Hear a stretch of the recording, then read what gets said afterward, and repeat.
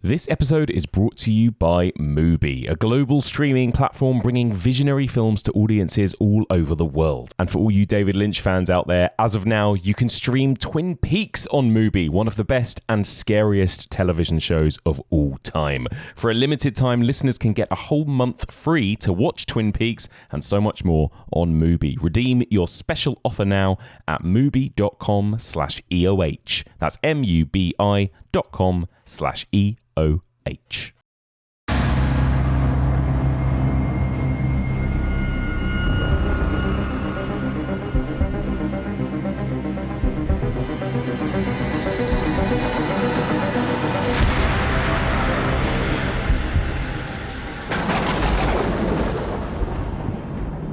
Good evening.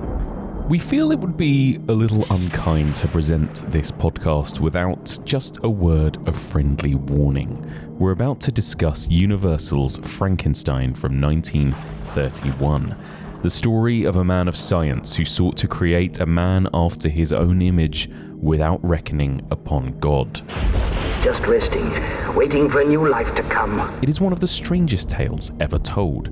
It deals with the two great mysteries of creation, life and death. It's alive! It's alive! I think it will thrill you. It may shock you. It might even horrify you. No, you're hurting me! No!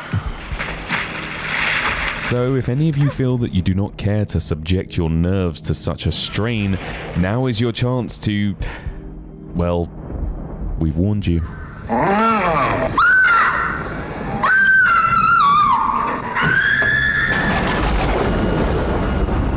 Join me as we continue exploring the evolution of man-made monsters, and we discuss James Whale's 1931 masterpiece, Frankenstein.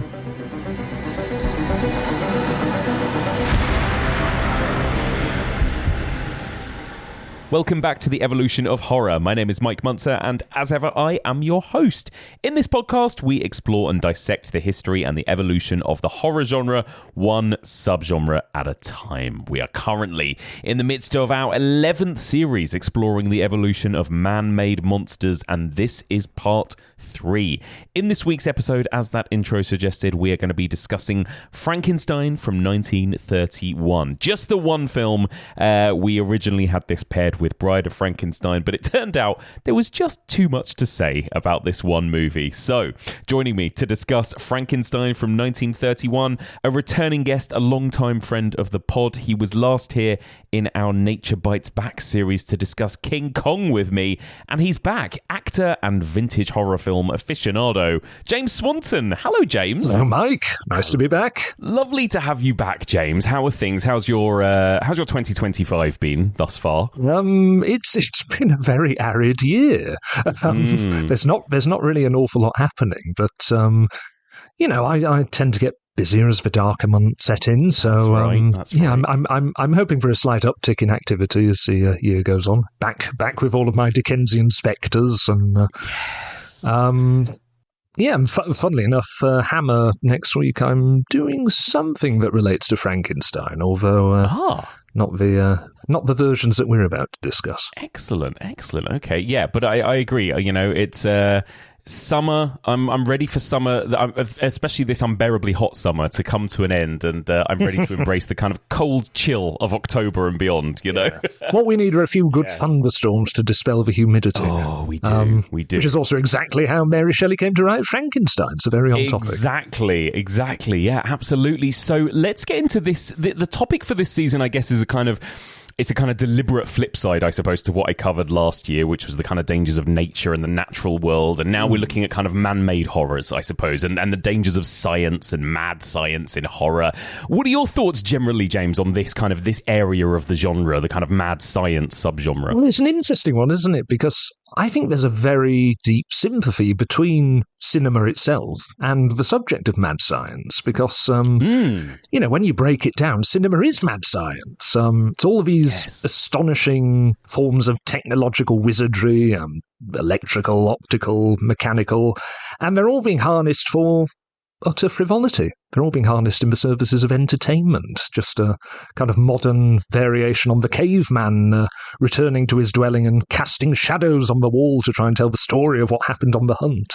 So it's quite a decadent proposition from the ground up, and as usual, horror is the most decadent of all genres. All of the ideas that it's preaching moral lessons of the dangers of playing God and tampering in his domain. They're really just very good excuses for us to enjoy a parade of horrors. Always, right? Always. And it feels like particularly, we're going to talk about the kind of the Universal monster era. It feels like it was pretty popular at that point in time, right? We had, Invisible Man and Dr. Jekyll and Island of Lost Souls. And it feels like it was very much in the air at this time as well, this idea of the mad scientist, Oh, absolutely. As you've just mentioned, all of these heavyweight, generally 19th century literary classics. It was here, of course, in the 1930s that they assumed the forms and gathered to themselves the images that we now perceive these stories through today. Of course, the primary reason there was a flood of mad science films was the very surprising success of Universal's Frankenstein in 1931. There had been a few pre-1930s instances of mad doctors and mad science subjects in the US cinema. There had been a few silent versions of Dr. Jekyll and Mr. Hyde, famously the 1920 version with John Barrymore, and Lon Chaney had also played a few mad scientists in films like A Blind Bargain and The Monster, but it only really became a recognisable subgenre post-Frankenstein, and I suppose the through line in so many of these films is that theme of man versus God, man playing God, man trespassing on God's domain, and I think that's quite a delightful thing, because on the surface, that's a very, very conservative message, isn't it? Yes. But when you actually start to pull at that thread, it's deeply, deeply subversive.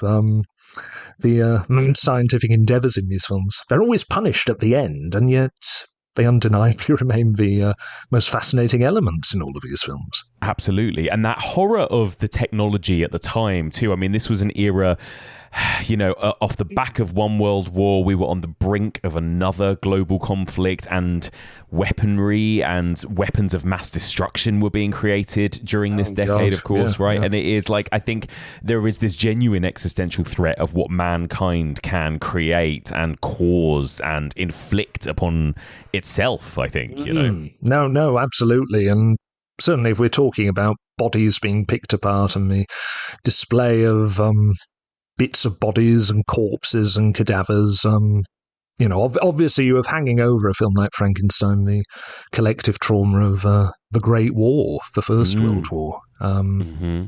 Yeah.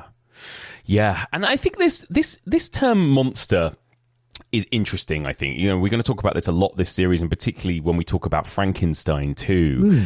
What we even mean by the word monster, and I'm sure we'll talk about this a lot this week, is Frankenstein's creature a monster?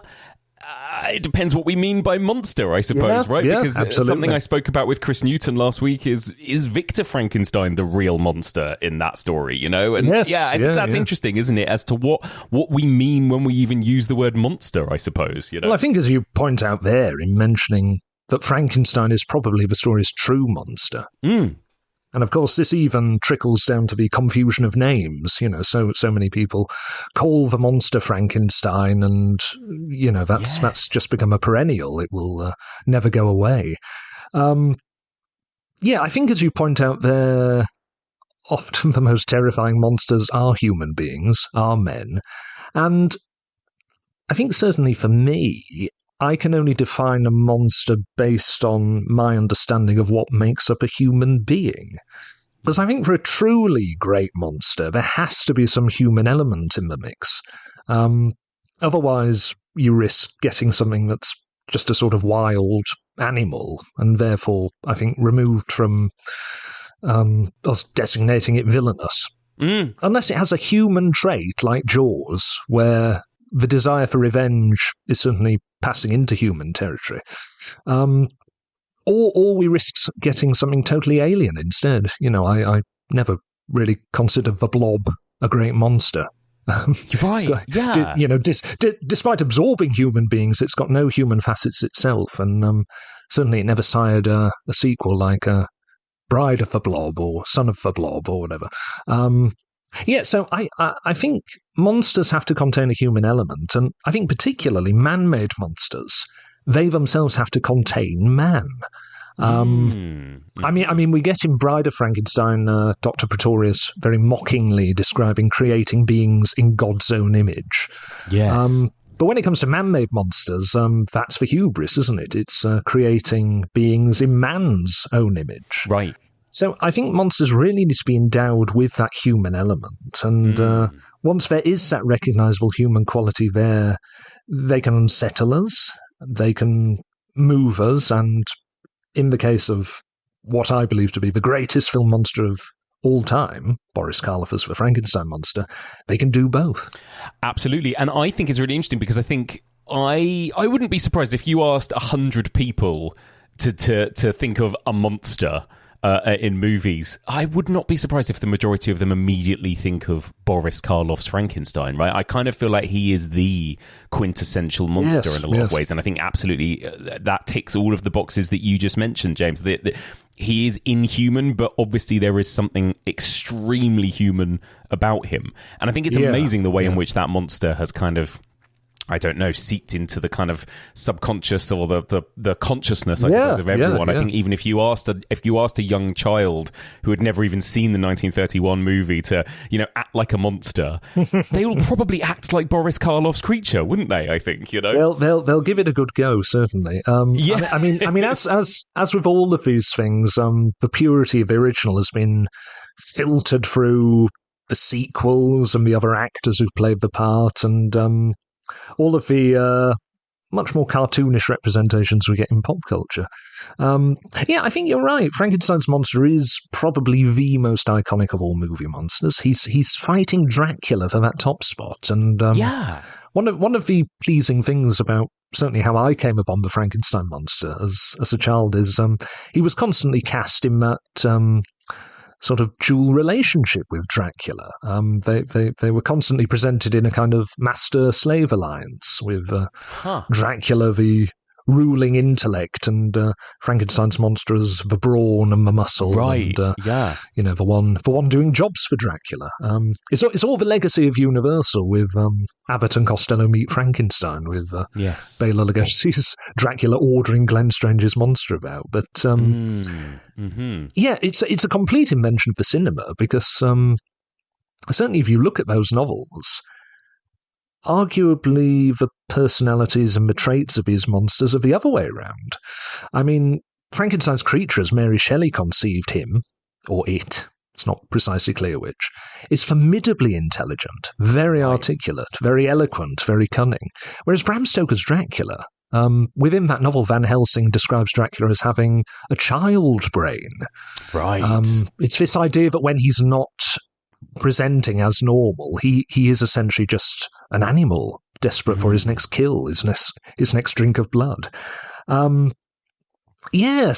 certainly my earliest encounters with the Frankenstein monster, it was always as part of that strange synergy he has with Count Dracula, and I have to say I preferred Dracula for a long time. He was much more suave and much more charismatic, whereas the Frankenstein monster didn't have that same appeal for me. Absolutely. I get that, for sure, especially the kind of archetypes as we know them when we're children. That's right, just in sort of pop culture and that kind of thing. Yeah. But of course, like you said, it couldn't be more different in some ways to the actual creature that we read about in Mary Shelley's novel, right? Tell me, I talked about this in depth last week with Chris, but tell me briefly about your relationship with that novel. Did you come to it as a teenager, James, like so many of us did, at school? I came to it preschool. We never did it as a set text. I'm aware it's one of the more common set texts, certainly here in the UK. I'd gone through the gauntlet of seeing all the cartoon versions as a child. I remember Night of the Living Duck and absolute atrocities like the Flintstones meet Rockula and Frankenstein, which is just a kind of Hanna-Barbera bastardization of Abbott and Costello meet Frankenstein, which was itself a bastardization of the original Frankenstein. Yes. And, you know, I had a sort of life-size cardboard cutout of the Frankenstein monster on my wardrobe in my childhood bedroom, and you know, I had a full-face rubber mask of the monster, etc. Yeah. I still preferred Dracula, though, and the thing that converted me to the merits of Frankenstein was seeing the Karloff film and reading the novel for the first time. Mm-hmm. I'm not entirely sure which came first. I suspect I saw the film just before I read the novel, but I must have been 12 or 13 at the time, and yeah, I was at the vulnerable point. I was early adolescent, and given that Mary Shelley was herself an adolescent when she wrote it, and it's a book that just throngs with adolescent emotional energies. It's full of angst and torment and feelings of being different from other human beings. Yeah, it got me absolutely as powerfully as it's meant to get you. Yeah, it really does. And I think it's interesting. I know that we talked about this briefly before we started recording. I spoke about this with Chris. It is a divisive novel. It feels like some people love it, some people hate it. I think a lot of people in the UK associate it with studying it or being made to study it at school, and I wonder if that somewhat takes the love out of it a little bit. You know, it feels a bit like work to people, I think, doesn't it? But also maybe that's because it's so different to the, I don't know, the fun thrills, maybe, I suppose, of the Universal or the Hammer movies, let's say, you know? Although, to be perfectly honest, I'm not sure what the most widely seen version of Frankenstein is nowadays. Because certainly, if you're in school, unless you're exceptionally odd like me, you hadn't sought out Boris Karloff's Frankenstein monster. You probably wouldn't have seen the Hammer versions either. I have a horrible feeling that the version most people are familiar with now is the Kenneth Branagh film, which is arguably closer to the novel than the vast majority of versions, but it's not the one I'd it's not the one I'd want people to encounter first. Yeah, absolutely. I don't know. I think that's interesting, actually. I would say maybe, and I might be wrong, but I think this might be one of the few occasions where a movie from 1931, or at least maybe the sequel from 1935, is possibly more widely known, even by younger people, than everything that came after it. I might be wrong about that, but I have this feeling that Frankenstein, maybe even more than Dracula in terms of universal horror films, has kind of permeated more across pop culture, than anything else. It's tricky with Dracula, isn't it? Because every generation has its beloved Dracula. Exactly, yeah. To me, Christopher Lee is just as iconic as Lugosi, and a Dracula I'm not overly fond of, but I know many people disagree with me, is, of course, Gary Oldman. And, he, from 1992 onwards, became, I suppose, the current Dracula. I don't know if he's been displaced yet, but yeah, I suppose with the films as with the novel of Frankenstein, we're kind of butting our heads up against what defines a classic. Yeah. And I think the very best definition I ever heard of a classic is a book, or in this case a film, that everyone thinks they've experienced without ever reading or watching. That's exactly it. Yeah. So we just sort of lie on this bed of preconceptions about what it is without necessarily ever having to touch the source material. That is really interesting. And why is it, do you think, that we have had so few faithful, I suppose, or authentic, quote unquote, adaptations of Mary Shelley's novel? Like from Boris Karloff onwards, it feels like they've very much gone in a different direction. Well, I think to do justice to the novel Frankenstein, you need unlimited resources. You need a truly sprawling budget, because it's a globe-trotting epic in its original form. It's in period dress, which terrifies producers even more than a globe-trotting epic. You have to get all that detail correct. And given the Universal film of Frankenstein was made in, I think, what was the worst year of the Great Depression, I don't think there was any question of Universal lavishing that amount of money or resources on it. It had to be pared down. It had to be made more functional. But, if you look at the great span of film history, it's very, very rare that any of the first wave Gothic novels are properly adapted, if indeed they're at all adapted.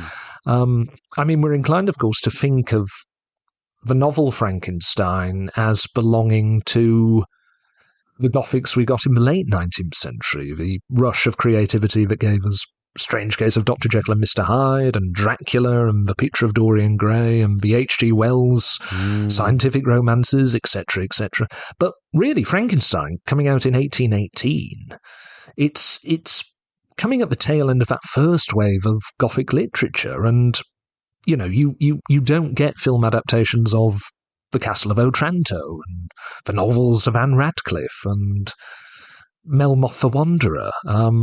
They're full of brilliant images, but they're quite unwieldy when it comes to an adaptation. And to do any of them justice, if you felt it was a worthwhile endeavour at all, you'd need not only the infinite resources, but you would need a creative team that was capable of taking this particularly extravagant form of Gothic literature seriously, rather than sneer at it or make it postmodern.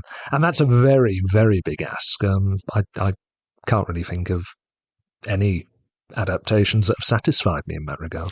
Right, that's really interesting. And we'll talk about this a lot as we talk about the film, I'm sure, as to whether or not these adaptations, whether or not they have to be as faithful narratively in order to capture the essence, I suppose, of what Mary Shelley was writing about, really. So I think that's going to be interesting to explore with these adaptations. And you, of course, James, have also made your own adaptation in a way, right? And we've talked about this before together. In fact, it's probably the reason we first met each other, I think, was because you wrote and starred in your own adaptation, one-man play of Frankenstein's creature, which was then adapted into a film directed by Sam Ashurst, of course.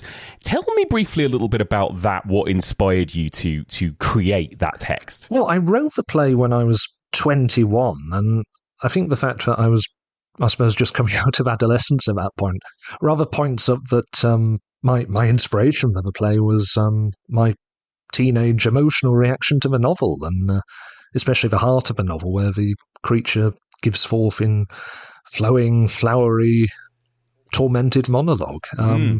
So that's the form the play took. It's a one-man play. It's the creature in monologue throughout.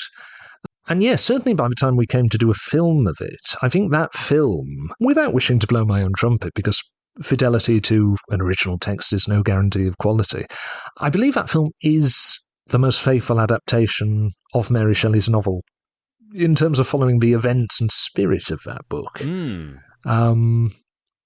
yeah, the play kind of reached back into my own past in being inspired by my teenage reaction. And when we did the film, Sam Ashurst had the rather ingenious idea of reaching back into the earliest days of cinema.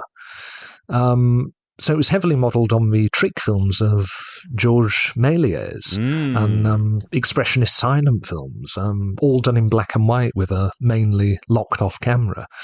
And actually the makeup was very much inspired by Jack Pierce's first great horror makeup, The Man Who Laughs, as played by Conrad Veidt. Yes. Whereas the Frankenstein monster would be his second great horror makeup.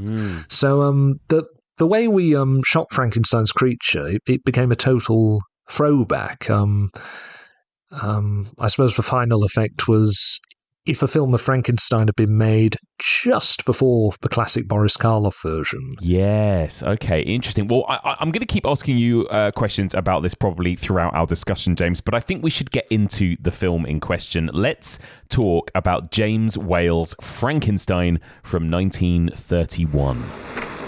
And look, here's the final touch.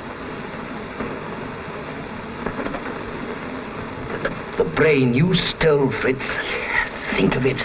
The brain of a dead man, waiting to live again in a body I made with my own hands. With my own hands. Let's have one final test. Throw the switches.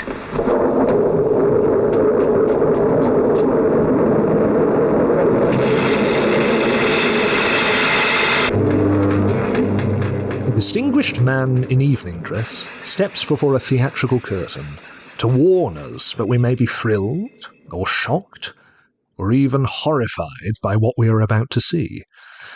Well, true to this message, we're then assaulted with body after body after body, whether in a plundered graveyard coffin or hanging from a gibbet or lying beneath a sheet in a medical school. All of this becomes careful build-up to the patchwork corpse awaiting electrical life in the watchtower during a thunderstorm.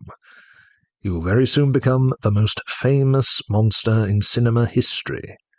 The monster of Frankenstein. Lovely, lovely. So, James, just to start with a relatively simple question, what do you think of this movie, James? What do you think of James Whale's Frankenstein? It's actually quite convenient that you said that's a simple question, because the thing that always strikes me whenever I return to it, and I think it becomes more pronounced with every viewing, is quite how disarmingly and winningly simple this film is. Yes. I think this has the effect of greatly heightening its horrific impact, because all of the horrors, as I've alluded to in my little synopsis, they're very starkly presented. They're just set out there before you, and you're left to your own reactions. I think this had a root in Universal the previous year, 1930, having released All Quiet on the Western Front, which was an enormous hit. It won the Oscar for Best Picture. And it's also the reason we see that European village set in this production of Frankenstein. It was created for All Quiet on the Western Front. Yeah. Now, I only got round to that film earlier this year, and I have to say, in terms of the stark presentation of horrors, it leaves Frankenstein way, way behind. It's so disturbing and so shocking. Yes, agreed. Yes. In particular, there's that scene everyone who's seen that film can never forget, where a soldier's running towards some barbed wire in no man's land, and then there's suddenly, a bomb goes off, an explosion, and smoke fills the screen, and within a split second, the smoke disperses, and where that soldier was, we just see his two severed hands caught in the barbed wire. Oh, God. Now, that film, of course, was all about the Great War, and it could be considered to have had an educational purpose, a pacifistic purpose, I suppose. Yes.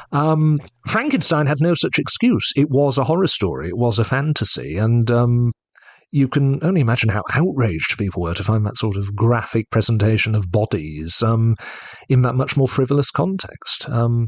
So yeah, I think the simplicity adds to the horror. Yeah. The simplicity certainly serves for the emotional impact of Boris Karloff's monster. Unlike Mary Shelley's very eloquent creature, he silently, wordlessly, and very directly communicates. Karloff always said the most touching letters he had about Frankenstein were from children. And it's because he appeals to children. He's inarticulate like them. He's struggling to work out how he relates to the world like them. He's an innocent like them. And the wordlessness and the simplicity there, it absolutely gets to that.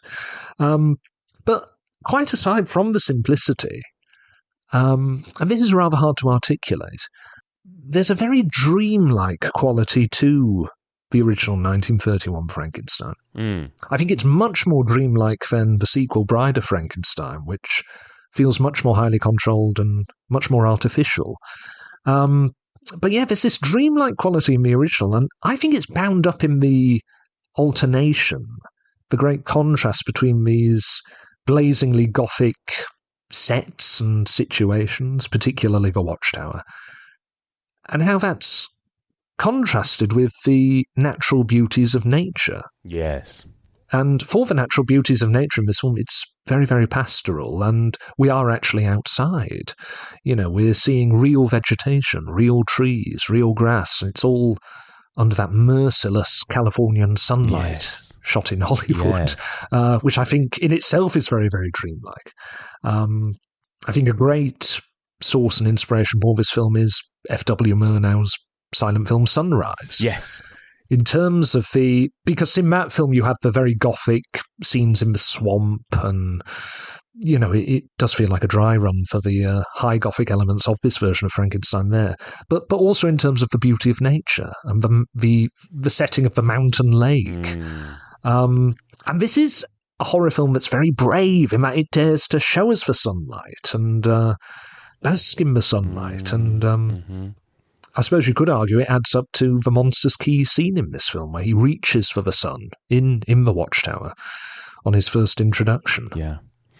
Is it the greatest monster movie ever made, James, this movie? I would not seriously argue against that. Yeah. I mean, you could put forward a great case for Bride of Frankenstein, of course, but Bride of Frankenstein is doing so many other things that, I think the starkness of Frankenstein and the fact that it came first, I think we can give it that laurel fairly. 9 months after Dracula? Yes! Unbelievable the difference, I think. Yeah. Every time I sit down to watch this movie, I can't believe how good it looks, right? And just how much it does not feel... It feels far more modern, I think, than a film from 1931, I think.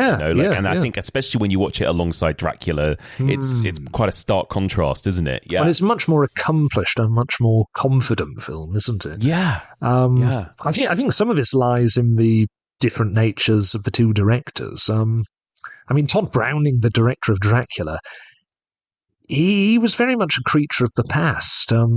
He had his happiest days and his greatest triumphs in silent cinema. Right. I think the greatest of all Todd Browning films, The Unknown, with Lon Chaney in 1927. That of course is a silent film. Dracula's also very much of the past in terms of being bound by the precedent of the stage version. Universal have bought up the rights to what was being planned as a Broadway production of Frankenstein, but it never got to the stage in America. So, they were sort of unfettered by any precedent in that respect as well. James Whale, the director of Frankenstein, he was very much brought over to Hollywood because of his expertise directing for the stage. He was a man of the present. He'd only ever directed sound films. He'd directed 2 sound films prior to Frankenstein. Frankenstein has the benefit of Whale as director. It does, as I said earlier, have the benefit of coming second. And that, of course, means it could cherry-pick all of the elements from Dracula that were successful. So you have certain actors like Dwight Fry, who plays Fritz, and Edward Van Sloan as Dr. Waldman being ported over. And, the characters they're playing in Frankenstein, they are essentially the equivalents of the characters they were playing in Dracula.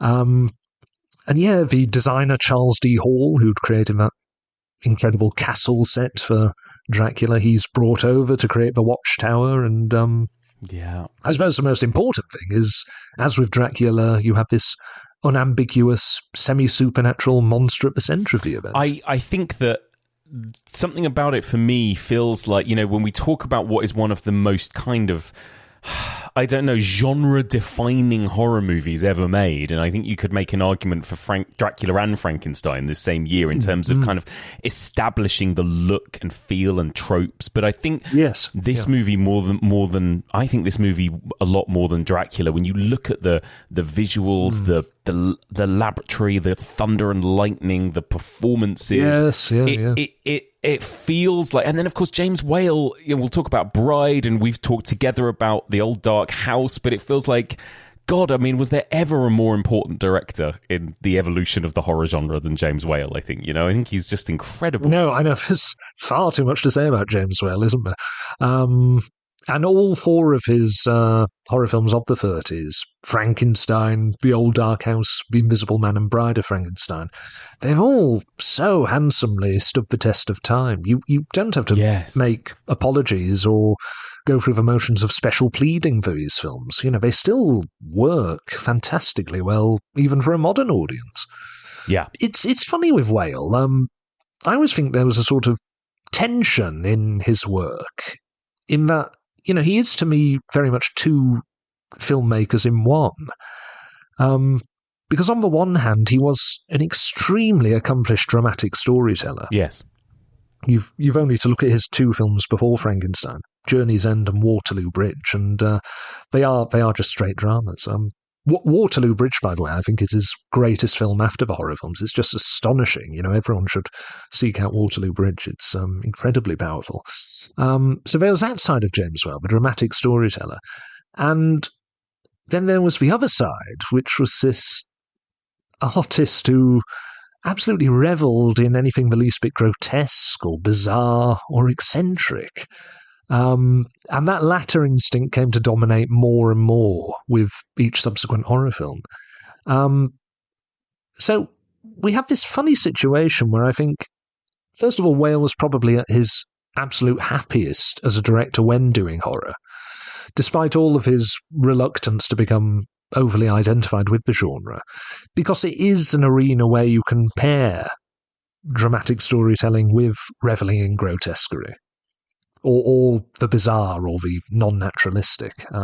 It might be one of the reasons why James Whale's, I think his most successful film next to the horror films was a musical. It was Showboat. I think the musical is an arena where you similarly can play fast and loose with reality. I mean, you have to, really, if characters are bursting into song. And, you need the dramatic through line, but you also go on flights of fancy.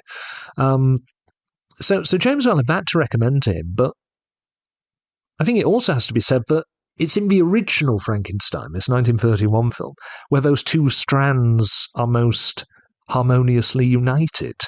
In fact, I'd say this is the only one of his horror films where, incontestably, the drama outweighs the comedy and outweighs the agreed, tendencies he had towards grotesquerie. I mean, at best, James Whale directs with that rare and winning combination of style and substance. You can see his theatrical background all over his films. He elicits uniformly excellent performances from his casts. He always keeps the stories moving at a fair clip. And as you were mentioning, Mike, he fashions all of these unforgettable images. And I think that's very much where this film has it over Dracula. Dracula, as we all know, rather falls off a cliff after its very pictorially vivid opening in Transylvania, whereas Frankenstein sustains the interest throughout, and the outstanding images keep on coming. And I think incredible, there's that theatrical background, but also there is something so cinematic, even from the second this movie begins, and his use of close-ups and editing, and I think it's so true. There is something, I was trying to figure out what it is about his movies that really do stand the test of time. And I think humor is a big part of it. I think you're right. That mix of kind of the grotesque with the drama and that element of humor. And also, he just has such an incredible natural eye, I think, doesn't he, for visual storytelling, and whether that be his choice of framing, his editing, but also, of course, the production design and and everything else that he puts in the frame.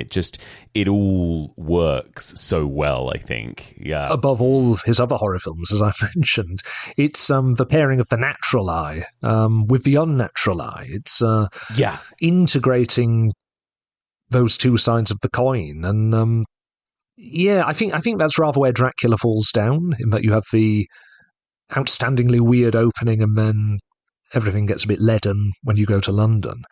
And it's where Frankenstein so handsomely succeeds. There's a beautiful integration of the natural and the unnatural. And I think as a result, this feels like a great folk tale or fairy tale. Mr. Carl Lemley feels it would be a little unkind to present this picture without just a word of friendly warning. We are about to unfold the story of Frankenstein, a man of science who sought to create a man after his own image. What do you think of the way that the film begins? I think it's such a fun way to kick off this story, James, where we have somebody essentially giving us a trigger warning, we might call it, in 2025, right, at the beginning of this movie. How do you find that, and the way in which James Whale kind of kicks off his story here? It's an interesting one, isn't it? I see it partly as a teasing back reference to Universal's Dracula, which ended, it's now lost, unfortunately, but on its original release, it ended with a little epilogue delivered by Edward Van Sloan, who, of course, had played Van Helsing in that film. I suppose the surface function of this epilogue was to try and console an audience who might have been disturbed by Dracula.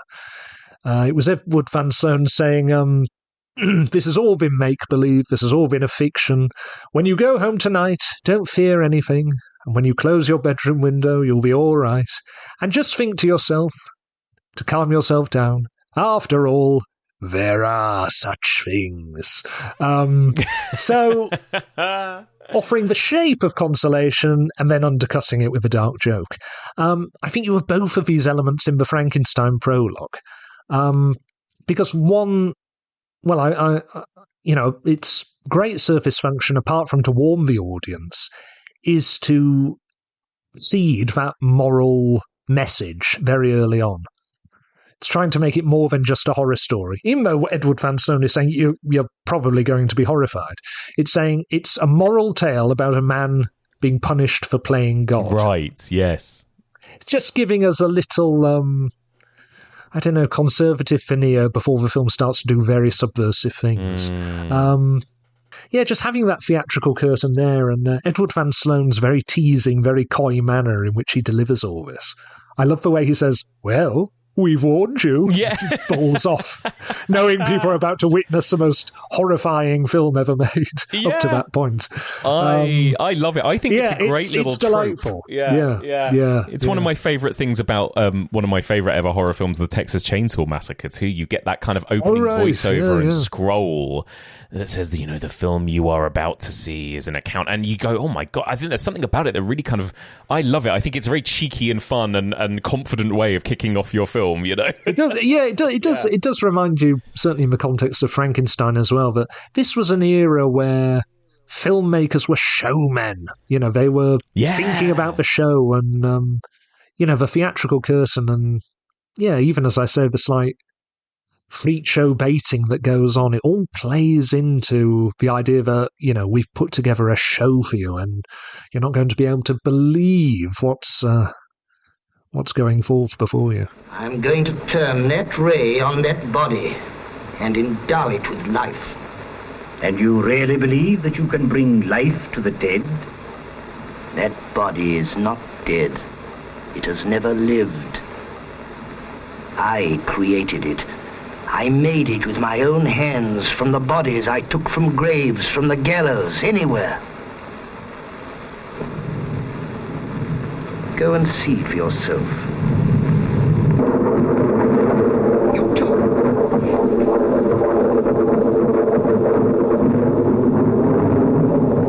Dead? Eh?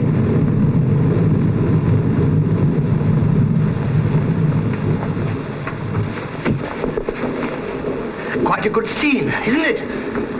One man crazy, 3 very sane spectators. So we're immediately introduced to our main character of Henry Frankenstein, right? They've changed the first name. It's not Victor, it's Henry, which I think is interesting as to whether or not he is a very different character to the one we get in the book. So what do you think, James, of this character of Henry Frankenstein and this performance by Colin Clive? Well, it's a tall order for any actor in that Colin Clive is essentially here tasked with embodying the dangers of playing God, with sort of embodying God himself, and commits himself very well in the Watchtower creation sequence. He's got this incredibly grandiose, flamboyant manner. He's alternately quite priestly. He's like some mad evangelist in the creation scene, isn't he? Yeah. And also very, very theatrical in a self-aware fashion. He welcomes in the audience, quite reluctantly, but he then refers to the whole scenario as quite a good scene, isn't it? One man crazy, 3 very sane spectators, and Yes. He's sort of setting the stage for a bit of very spectacular theatrical machinery with the raising of the monster to the heavens and his coming to life. Colin Clive is very well suited to all of that sort of business. He has that manner that seems constantly teetering on the edge of an outright hysteria, which bears fruit at the end of the creation sequence with his volley of "It's alive." Yes, yes. And he's in that interesting little double act with Fritz, the hunchbacked assistant, isn't he? It's very much sort of Prospero and Caliban, I think. Right, yeah. Because Fritz is hysterical and unhinged from the word go. It's what Dwight Fry did better than any other actor in history. And Colin Clive seems to become more and more contaminated by that as the sequence goes on. But of course, after the grandiose overreaching of the creation, he becomes a rather self-pitying character, doesn't he? Yeah. He's very defeated and very regretful, and which is a bit more like Victor Frankenstein, right, in the book. Yeah. Oh God, it absolutely aligns with Mary Shelley's character. Yeah. I have a good friend who always says she can't stand Victor in the novel because, in her words, he never gets out of bed. Right. He's just constantly recovering under sheets and blankets from the latest atrocity for which he's definitely responsible and culpable, but doesn't ever really seem to assume responsibility. And this film is interesting as well in that it does try, I think, much more than Bride of Frankenstein, to present Frankenstein as a romantic hero. Now, that's a very peculiar tension to inject into this material. And I think we can see this in what I find the very risible plot device of the abnormal or criminal brain being stolen and put into the skull of the monster. I think it's script detail that James Whale pretty much ignores. It's mentioned, I think, once after Fritz has stolen the brain and it's been put into the monster's skull, and then it's never mentioned again. Yeah. And in fact, in that moment, Frankenstein dismisses it as, oh, well, it's just a bit of dead tissue. What does it matter? But if we take the monster to have been from the get-go, I suppose, mad or bad, it starts to let Frankenstein off the hook for the monster's behaviour. Because I think the real message of the novel, although there is a bit of ambiguity there about whether the creature of Mary Shelley is in fact demonic from the get-go and would always have become a sort of modern version of the Miltonic Satan in his dealings with all of the people he encounters. Although there is that question mark in the novel, I think most of us who read it now and most of us who look at adaptations of the Frankenstein story, we essentially see it as a moral tale about a being who, through abuse, becomes an out-and-out monster. Yes. So I think Karloff, as well as Whale, pretty much ignores the idea of the criminal brain in how he goes about acting the part. But the unhappy byproduct of all this is, as I say, it does start to let Frankenstein off the hook. And we see more of this in the tacked-on happy ending at the conclusion of the film. And the sequels to Frankenstein in particular, they become totally obsessed with this idea of the criminal brain. By the time you get to House of Frankenstein, there seem to be about 6 or 7 brain transplants being planned or carried out in the course of the action. It's just reached a point of total absurdity, and it's so uninteresting compared to the concerns of Mary Shelley and the original film. This original Frankenstein, it pretends to be about bodies and about dead flesh, but it's really about souls. Yes, absolutely. And I think it's interesting that it does let Frankenstein off the hook a little bit as the film progresses, because I agree with you, but actually in that iconic "It's Alive" scene, he is maniacal, and you'd almost think if you saw that scene in isolation, he is being coded as the monster, as the villain here, right? Saying, the thunder and lightning above him and yelling, "Now I know what it feels like to be God," and everything. You think, okay, this guy's a wrong'un, right? and it's interesting then that we don't necessarily get that throughout the rest of the story. I mean, particularly in the 1930s, to have a character on screen exclaiming, "Now I know what it feels like to be God." That was incredibly shocking. To the point where Universal, in re-releasing the film, they smothered that particular line up in Yet Another Thunderbolt, so it wasn't heard for decades on end. Oh, it's alive! It's alive! It's alive! It's alive! Oh, in the name of God! Now I know what it feels like to be God!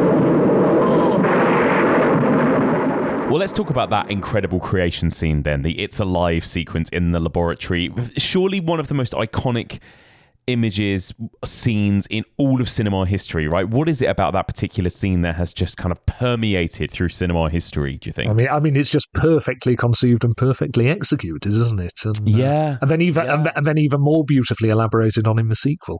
The Mary Shelley novel gives us very little to go on with the creation.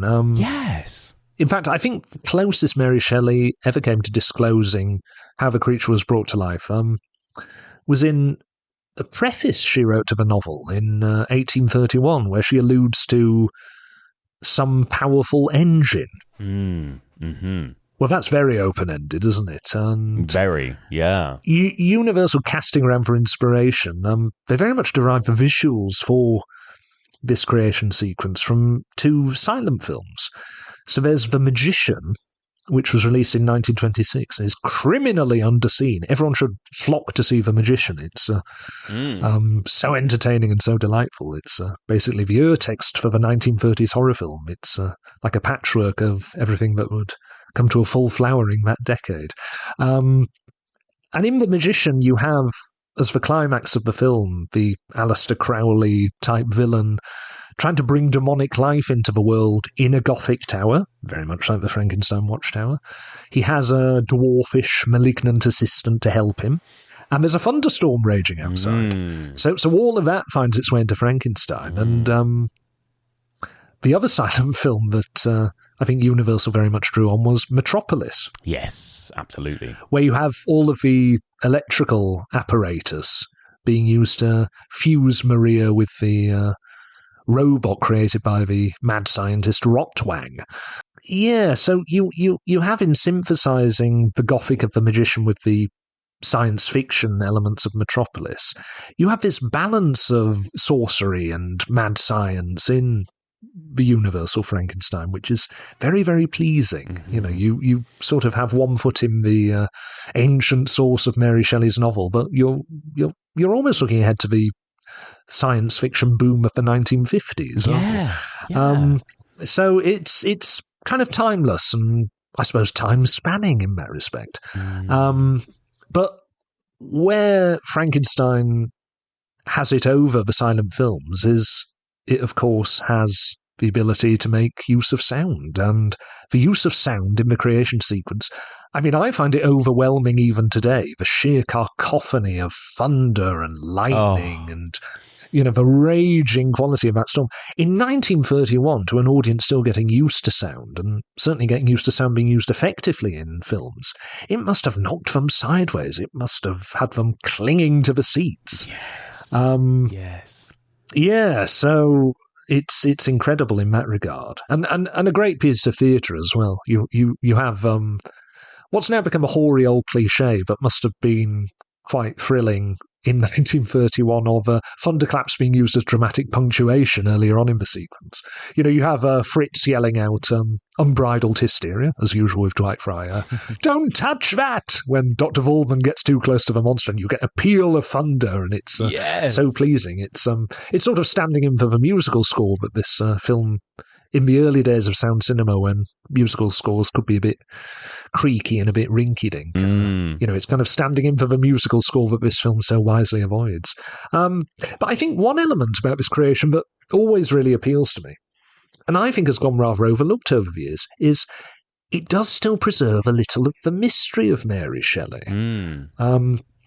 I mean, you have Frankenstein in the build-up to it alluding to finding the great ray that first brought life into the world. Yes. And the climax of the actual creation of the monster involves him being elevated through the ceiling to a space above the watchtower that we don't quite see. Right. And it lends this fascinating ambiguity. I suppose we're to understand that it's there that the monster is infused with this cosmic ray, but we're not allowed to see precisely what's going on up there. I mean, it's one of the areas where Bride of Frankenstein, Bride is doing its own thing, but I think in a way it weakens the power of the creation by showing so much more of what's going on above the watchtower. Right. I think there's such a purity and such a tantalizing mystery about us not getting too clear a view of quite how the monster is brought to life. That incredible kind of, that sort of verticality to the whole thing works so well, I think, doesn't it? The way he's elevated up to the sky and then comes back down. Have you ever been to, there's a brilliant bar, James, in Edinburgh called Frankenstein's Bar. Have you ever been to that bar? I've looked in, so I've seen the sort of centerpiece. It's so much fun, and they have a giant animatronic Frankenstein's creature that's hoisted up in the rafters, and then every now and then all the music cuts out and the lights lower, and then we get thunder and lightning noises, and he's lowered to the ground and slowly sits up. It's great fun. It's great fun. But again, they're just showing how incredibly iconic not just this film and this creature, but this scene is really, I think, in all of pop culture. It's extraordinary. Yeah, absolutely. Yeah. So let's talk about the creature itself then. This is the moment when it comes to life. It begins with us seeing the arm moving, right? And then later we get that full reveal of Boris Karloff as the creature. That incredible kind of, the way it sort of jump cuts closer and closer towards the creature's face, almost like it's this kind of shock horror jump scare moment. What do you think of this, James, this moment, this reveal of the creature, that first look we get at Boris Karloff in full creature makeup? How can I do justice to this?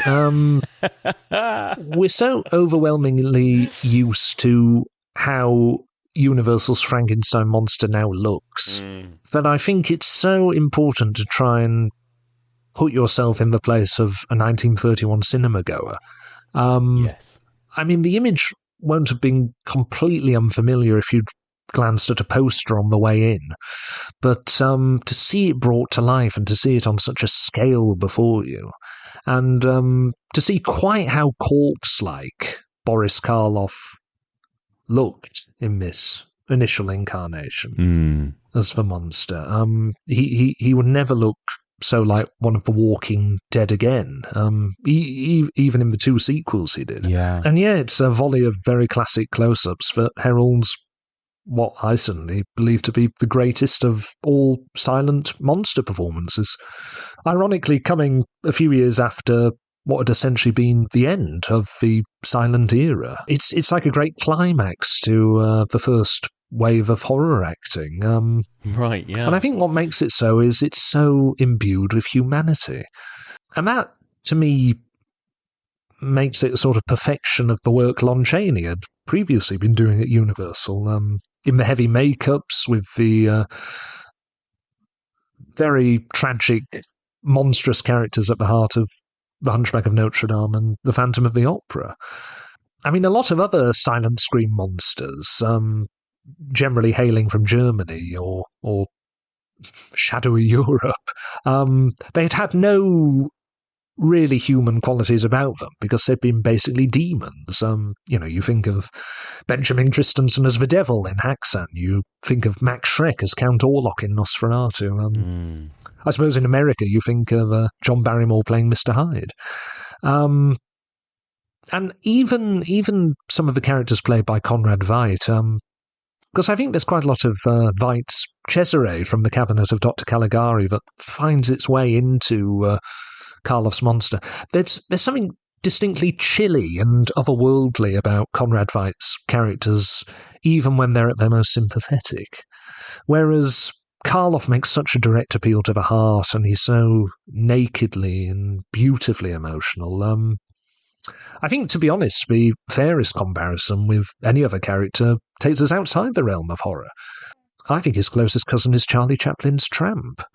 And not just in terms of his iconic stature as a silent acting creation. He's fulfilling much the same function as Chaplin's Tramp. Karloff is offering this pathetic, pantomime of this dispossessed outsider who's searching for his place in the world. I mean, if you look at the 1930s apparently sound but really quite silent films that starred Chaplin's tramp, City Lights and Modern Times, he is essentially going through the same journey as Karloff's monster. He's searching for his place in the world. He keeps weathering rejections. And, there are even things like Karloff's monster being costumed, possibly inadvertently, a bit like a labourer.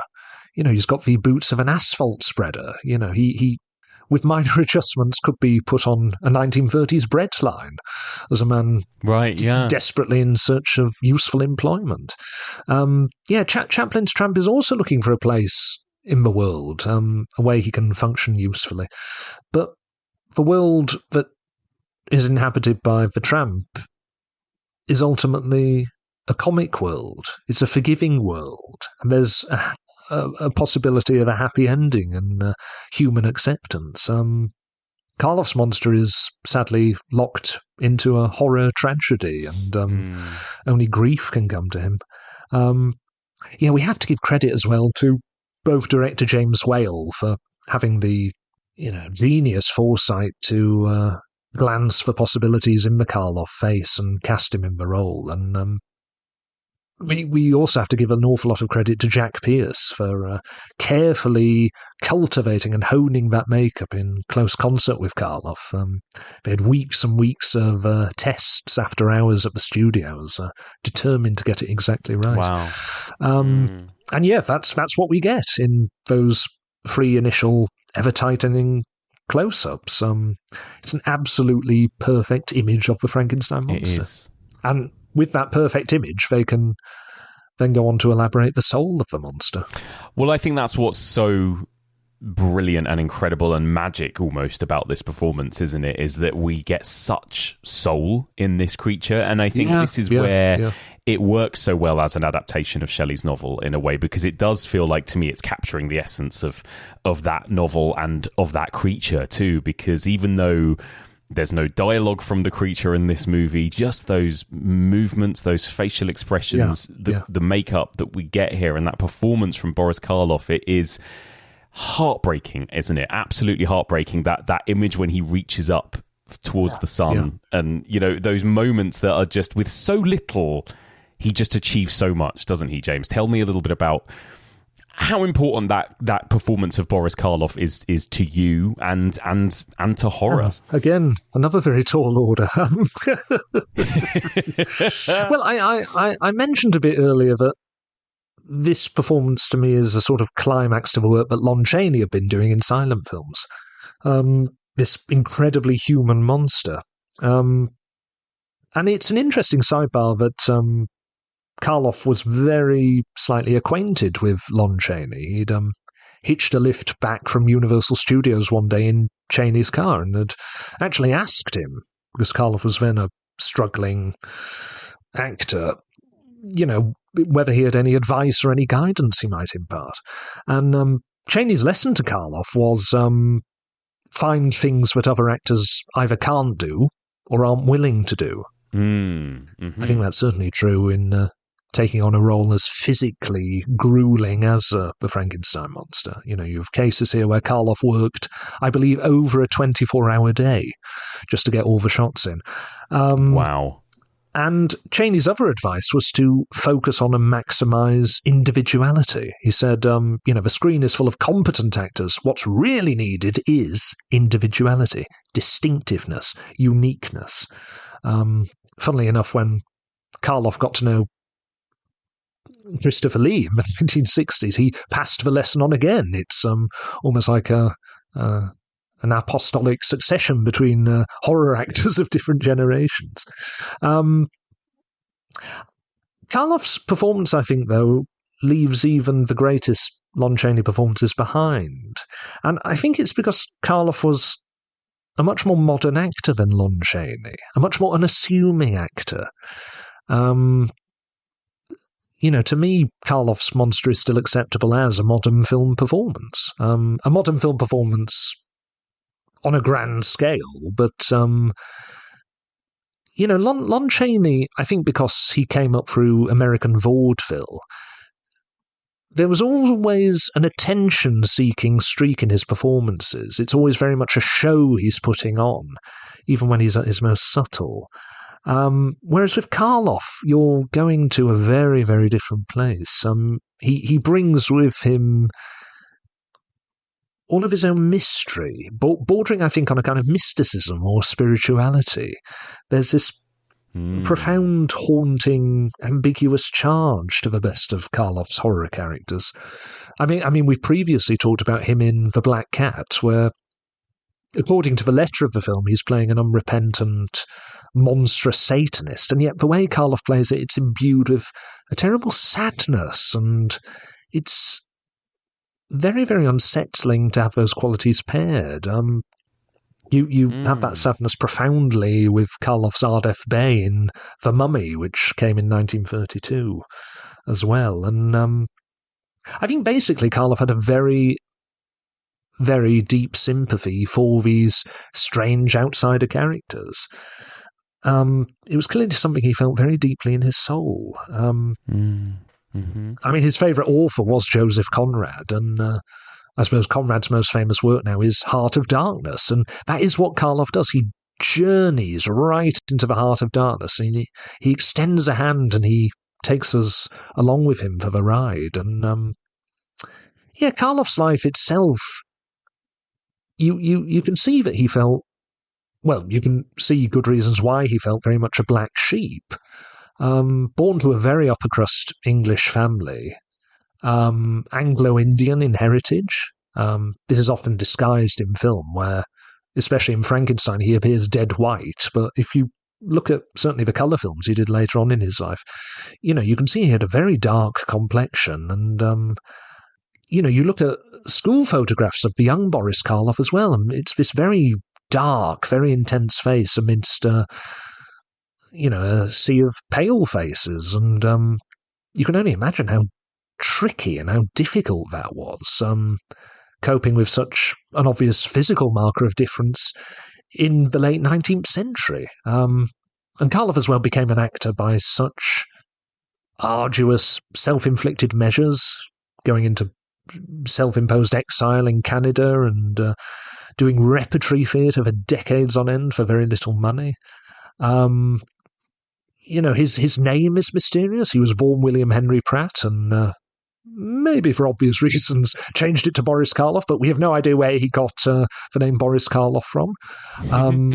We don't know a lot about his personal life. There's still a bit of mystery about quite how many marriages he had, particularly in those wilderness years pre-stardom. So all of these factors just, I think, come bleeding out when he played the Frankenstein monster in particular. Here is a man who had very direct access to outsider characters. And also relevant to this series, Karloff became very, very important in the development of mad science and particularly mad doctor cinema as a subgenre.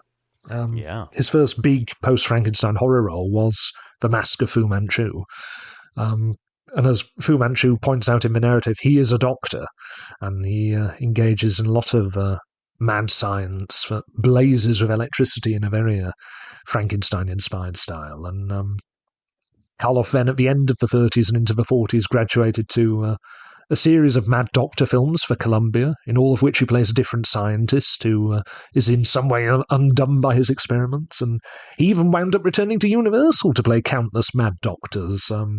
He's very Invisible Ray, Black Friday, things like Abbott and Costello Meet Dr. Jekyll and Mr. Hyde, and he even eventually comes back into Universal's Frankenstein series as Dr. Niemann in House of Frankenstein. So he pretty well covered the waterfront in terms of propagating mad doctors and mad science for the cinema. Boris Karloff's performance as well, he isn't really credited in this film, right? He's kind of, the creature is credited as kind of question marks in the opening credits. How well known was Karloff at this point, and what was that just something that they just wanted? Again, was that just part of the kind of a fun, almost gimmick on Wales' part there to kind of keep his identity hidden? If I remember correctly, some of the earliest stage productions of Frankenstein, so early that Mary Shelley saw them, credited the creature in precisely that fashion. So it was harking back to theatrical tradition, but it is part and parcel of the teasing showmanship we've had with Edward Van Sloan's curtained prologue, isn't it? It's yes, yeah. It's the sort of thing people will have seen, and it will have probably made them titter a bit in the audience, but also maybe worried about what was coming next and precisely how this monster was going to be embodied. Yes. Yeah, Karloff, he was slightly on the rise. I think the most credible story about how he wound up being cast in Frankenstein was James Whale's partner talking about how effective Karloff had been in The Criminal Code for Howard Hawks. And it's a very monstrous performance of a criminal he delivers there. He does a lot of looming in what was to become the classic Karloff style, and he's very, very imposing and very intimidating. So, I mean, Karloff was by no means a star, though. This is very important to emphasise. By the time we get to Bride of Frankenstein, he is a star, so much so that he's billed with just his surname, Karloff. He's retained the stature of Garbo. The Garbo of horror. But at this point, he was just a character player, and I think that gives him a spectacular advantage in making this monster truly other and truly mysterious. We're not perceiving him, certainly if we're a 1931 audience, through any of our later memories of Karloff being cinema's go-to horror man. I mean, he is given a proper credit at the end of the film, and he's given very good billing. He's fourth billed. That's pretty good going for an actor who doesn't say a word in the film. But he certainly wasn't a star at this point, and there was no particular expectation he would become a star. Bela Lugosi had essentially walked off the project on an earlier incarnation of Frankenstein on the basis that the monster was not a good part for a star actor. Would not have been a good follow-up to him playing Dracula, who was first billed as well, right? Of course. Yeah. But Karloff handled it so transcendently well that he became a star almost overnight, despite being considered so unimportant that he wasn't even invited to the premiere. Unbelievable. Incredible. There is, again, we've talked about how beautiful and sympathetic and emotional that performance is, but also the makeup, the look of Frankenstein, like you said, for a 1931 audience must have been frightening, right? And again, what an incredible achievement that everyone, no matter what age, will probably recognise that look of that creature, the big forehead, the bolts, the kind of electrodes in the neck, whatever it might be. Like there's this picture that everyone has in their head of that creature, right, which really begins here. And we get very little description of what the creature actually looks like in the novel, don't we? So it really kind of begins here, that idea of what Frankenstein's creature looks like. Yes, just as Bela Lugosi as Dracula set the sort of popular Halloween template for how we now think of all vampires, despite all the vampires that have come since. It is Karloff in the Jack Pierce makeup as the Frankenstein monster that has really set in stone what we expect of Frankenstein's monster. Even to the point of calling him Frankenstein's monster. He's the creature in the novel, of course, and it's at this point where he starts being referred to as the monster. It's so iconic a visual that it is very hard to take a few steps back and try and appreciate it with new eyes. Yes. I always think that this is a makeup that with just 3 or 4 strokes of a pencil on a blank piece of paper, right, very, very quickly you would sketch in enough of it that people would start to be able to recognise what you're drawing. That's so true. It can be boiled down to geometry. It's that simple. And, I think one of the things I love best about this visual conception is every single element of it, no matter how grotesque, can also be tethered to a logic. There's a reason why the monster has all of his facets.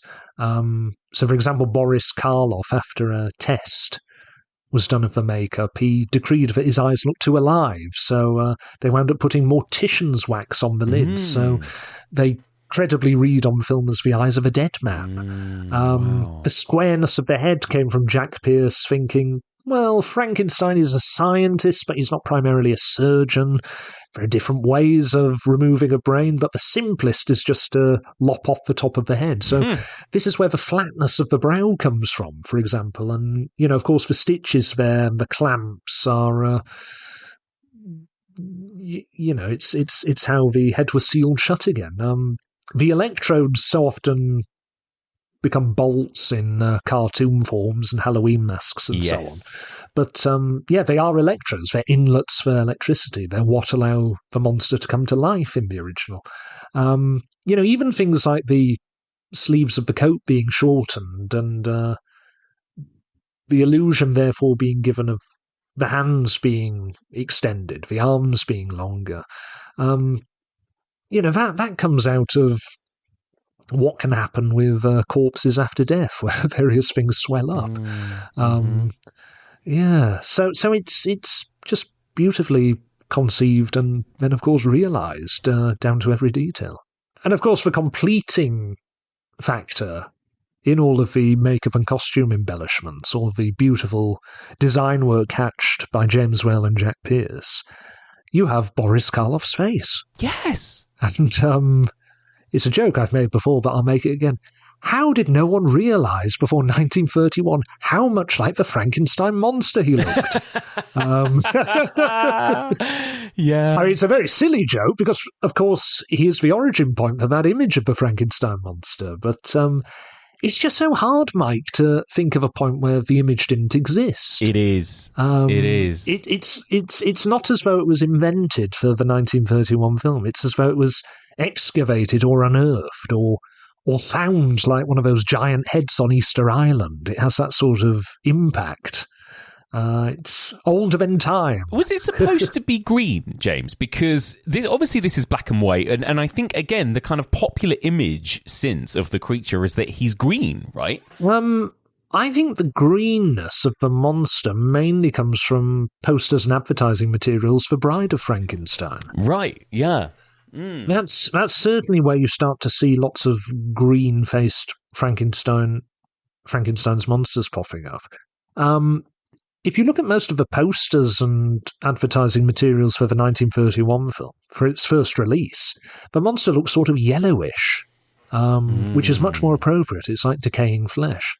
The makeup itself was apparently a bluey-green colour, but the reason for that was because with the right lighting, it would photograph as dead white on black and white film stock.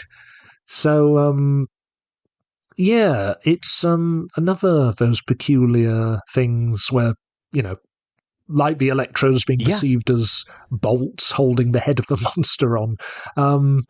Just the complexion, the skin colour has become skewed in later tellings, where he is now bright green for some reason. It's so interesting. I don't know what the justification can be, other than green. I don't know. It's for a very long time just seemed by default to be the colour of horror. So why not make horror's main monster green? It's true. I can't help but think of Frankenstein, the movie, and I think of the colour green, right? And even the colour of the kind of the lab, and I don't know, in my head, a lot of those kind of sort of potions and vials and things and sparks and lights, I think of green, almost in my head. I don't know what it is. It's just kind of become associated with horror, but this film in particular, It's an odd association, and possibly it's also because we think of Dracula being associated with the colour red because of blood. Red and green sort of go together, don't they? The creature itself is, again, I love that there is this kind of mystery, I suppose, to the creature in the way it's portrayed in Mary Shelley's novel too, into what what turns him into a quote unquote monster, I suppose, and I love that we can read the creature in so many different ways. One of the things Chris was saying last week when we talked about the novel is, this creature is so intelligent and emotionally intelligent, but it is also essentially a 1-year-old, right? New to the world as well. There is something animalistic about them, something childlike about them, something incredibly intelligent and mature about them as well. And I think all of that has to come into play when you watch a performance of the monster, I think, right? That they have to it's such a balance, I think, isn't it? As to how much we are repulsed or terrified by that monster and how much our heart goes out to them, I think. And I think the film, God, I mean, what a again, quite shocking moment, but beautiful moment, that scene when he kills the little girl, right, as well. And again, like bringing all of those elements of the creature into play there, in terms of how we should feel about the creature. That scene with the death of the child, it's still so remarkably shocking today. I'm Maria. Will you play with me? Would you like one of my flowers? You have those, and I'll have these.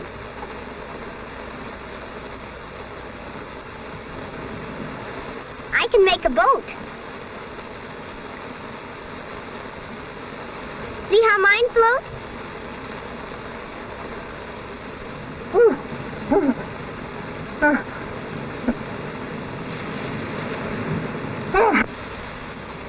No, you're hurting me! No!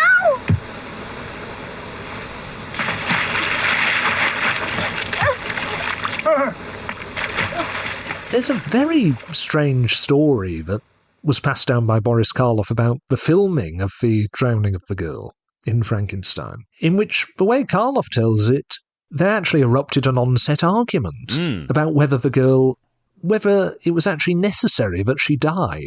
Now, that to me is utterly remarkable. It suggests both Boris Karloff as an actor, but also apparently a few mutinous members of the crew, had developed such sympathy for the monster and his plight that they desperately wanted to afford him just one good moment that didn't end in calamity or tragedy or catastrophe. And according to Karloff, James Whale was quite taken aback by all of this and fumbled for words and eventually said, "No, I'm sorry, this has to happen because it's all a part of the ritual." I mean, it is true to say there perhaps wouldn't be sufficient motivation for the mob that turns on and tracks down the monster had there not been something as objectionable as a child death. I mean, with the deaths of Fritz and Dr. Waldman away in the watchtower, I think Frankenstein could have discreetly covered everything up. But with the death of a child, there absolutely has to come retribution. And I think the fact that the child death had to happen, that the monster wasn't afforded even one good moment, it just brings into sharp relief that this original Frankenstein, it's not remotely sentimental. Right. It doesn't go down the path of some of the sequels where the monster befriends little children. And there's another interesting wrinkle in that Karloff in later years told the story, I think totally incorrectly, because regardless of what a star he became, I don't think he would have wielded this much clout. Karloff later told the story that the studio, Universal, at his prompting, cut the scene of the child being drowned. It is true that it was cut, but I think that's more to do with censorship than Karloff's intervention. But that unfortunately led to an even worse implication, in that the last we saw of the Little Maria sequence was the monster reaching towards her, and then the next time you see Little Maria, she's dead, being carried by her father, with one stocking pulled down. So that to me is a sort of strange crashing moment of absent self-awareness from Karloff, that he was celebrating that the scene had been made less objectionable, this scene that he'd had such objections to, whereas in fact it had been rendered perverse and lacking in innocence in a way that is totally out of step with the original conception. It is, and again, I think that the way that scene is played, right, and the way Karloff himself plays it is. It's scary, it's shocking, and it's so unbelievably sad, isn't it, as well? Because you can see everything that Karloff is doing in that silent performance and why he does what he does. And his reaction as soon as he's done it, too, right, I think, Yes, yeah. A total innocent and totally undeserving. As is the girl. It's a tragedy from every possible angle. And it must have been incredibly shocking for audiences in 1931 to see a child die on screen like that, right? I mean, that must have been terrifying, I would imagine. And child deaths are few and far between in the horror cinema of that time afterwards. I can really only think of two examples, and I don't know. They're both examples you can qualify somewhat because of the context. So there would be the deaths of children in Universal's Tower of London in 1939, which is a sort of bastardized horror adaptation of Richard III. It's actually Boris Karloff's executioner, Maud, who superintends the smothering of the little princes. But I mean, we can blame Shakespeare for that, can't we? It's an entirely different thing. And there's a very scuzzy poverty row film from the 1940s called The Mad Monster, where the werewolf kills a little girl, but that's so down and out of context. I'm not sure it was widely seen enough as to upset people. The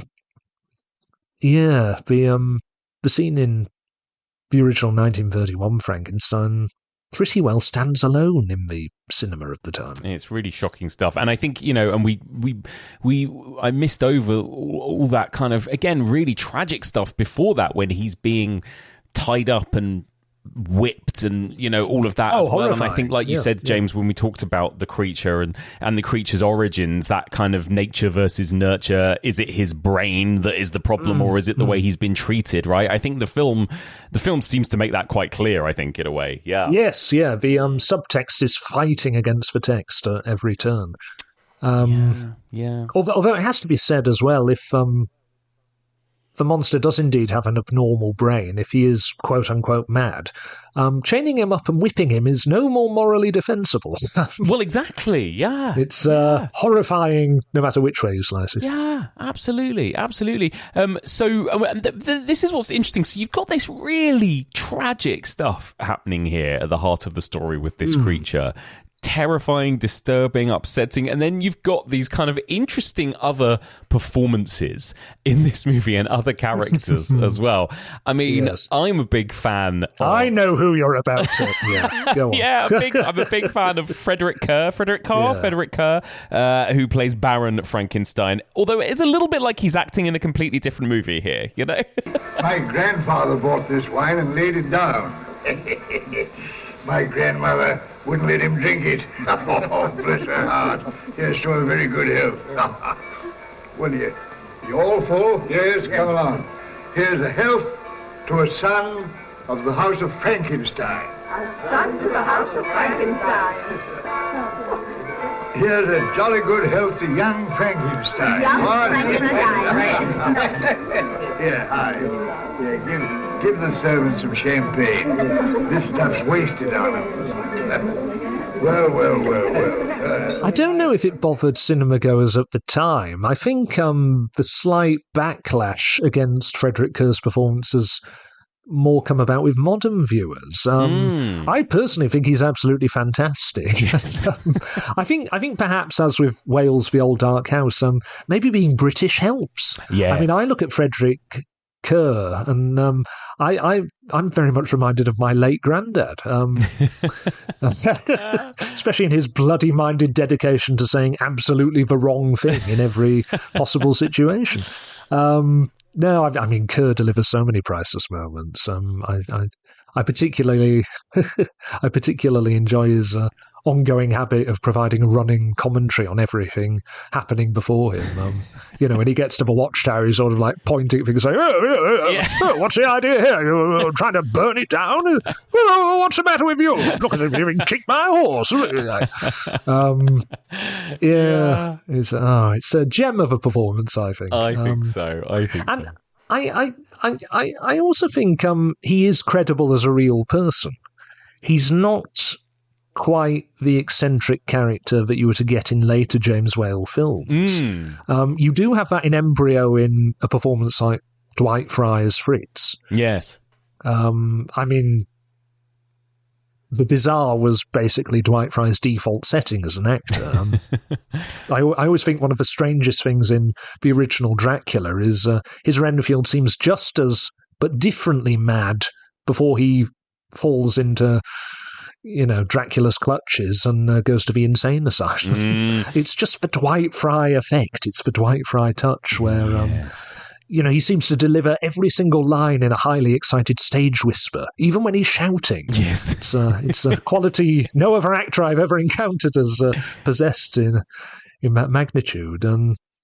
I think also as well we see intruding Whale's later tendencies with the very peculiar way in which Fritz's disability is presented. In that, I don't know if in the original Frankenstein he's ever called a dwarf, but certainly that is the case in the prologue to Bride of Frankenstein. Lord Byron talks about Frankenstein the dwarf stealing the body. Right. But you take a long, hard look at him and you think, you're not a person of small stature. You're a normal man with an incredibly short walking stick. And if you were only given a cane that was proportionate to your size, you would probably be all right. Yes. You wouldn't be stooped over all the time and muttering, creating monsters. I mean, it's something they very amusingly spoofing in Young Frankenstein, of course, isn't it? With the walk this way scene at the station with Igor giving Frankenstein the little cane. Walk this way! And, he hobbles along and realises how absurd it all is. But is this the first instance of the kind of hunchbacked Igor type character? Because obviously that's not part of the novel, is it? Is this where it was invented? I think it's certainly the example that set the template.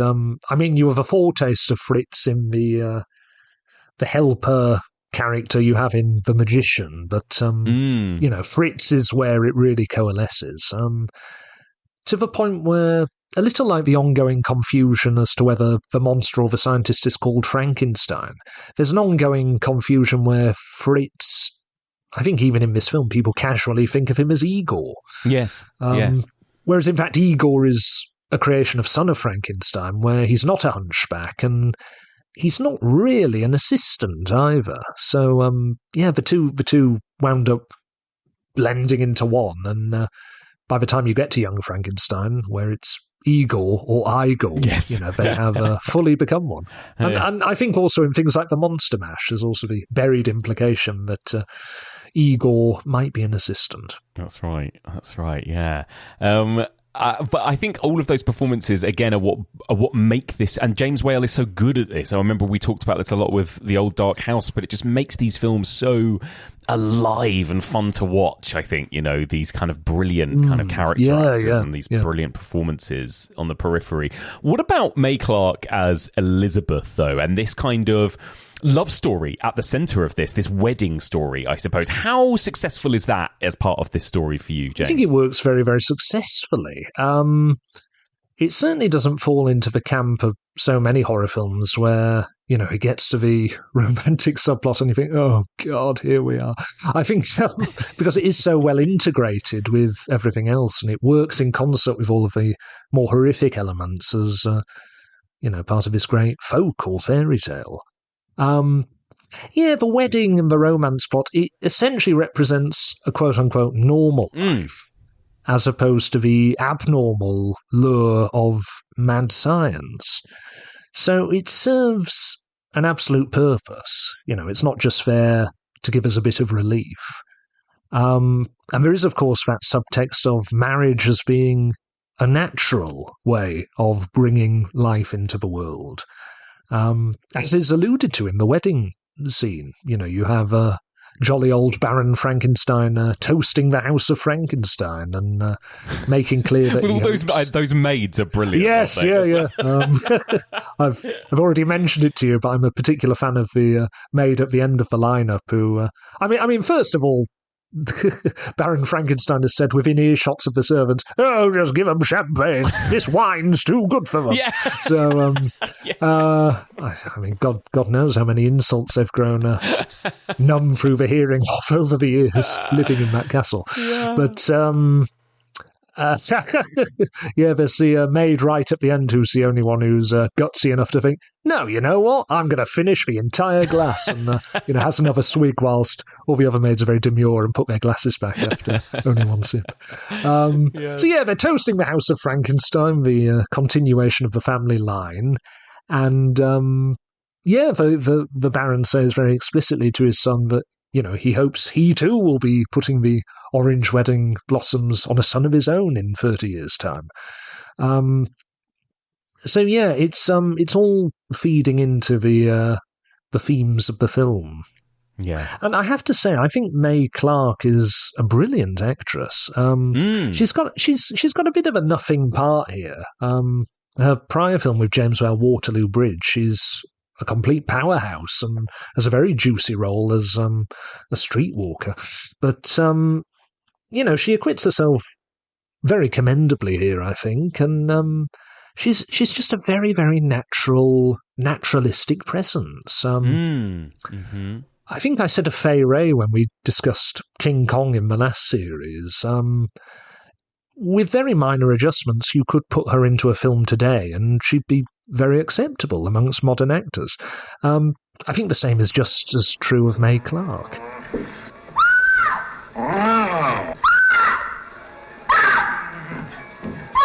Yeah, and I suppose as well we have to talk about the very surreal, very short encounter of Elizabeth and the monster, don't we? Yes. I mean, I've mentioned, God knows how many times already, that this does feel to be a very dreamlike film, and that may be the most dreamlike moment of all. Because that actual encounter of Elizabeth and the monster, it's prefaced with that very strange sequence where Frankenstein and Victor are running around the house because they can apparently hear the monster. They think he's loose somewhere in the house. Now, if you turn the soundtrack right up and you listen to those noises, I mean, if you play them at a low volume, they do sound like Karloff. If you turn them up a bit, I think it's actually some very clever sound effects work going on, because it sounds like they found some creaking noise that just happens to exactly correspond with Karloff's signature monster growl. Dr. Bowman's been murdered in the tower. The monster. He's been seen in the hills terrorizing the mountainside. He's in the house. He's upstairs.